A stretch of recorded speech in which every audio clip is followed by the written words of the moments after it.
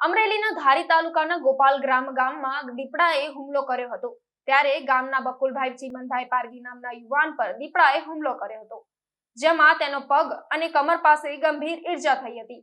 જ્યારે તેને તાત્કાલિક 108 એમ્બ્યુલન્સ દ્વારા વધુ સારવાર માટે સિવિલ હોસ્પિટલ ખસેડવામાં આવ્યો હતો, તેમજ વાડી વિસ્તારના માલિક દ્વારા વન વિભાગને જાણ કરવામાં આવી હતી।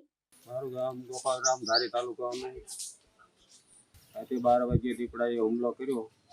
મારી બાજુમાં ભાગ્યને હુમલો કર્યો છે, પગને આખો વીખી નાખ્યો છે। તંત્રને જાણ કરવા વિનંતી। તારા વિક્રમભાઈ કલાભાઈ। હું આજે ઘટના શું હતી? આજે રાતે 12 વાગ્યે અમારા બાજુમાં વાડી છે, ભાઈને દીપડાએ હુમલો કર્યો। પછી એ સવારમાં પછી અમે જ્યાં હતી પછી અહીંયા સરકારી દવાખાને લાવ્યા, ત્યાંથી પછી 108 માં લઈ ગયા।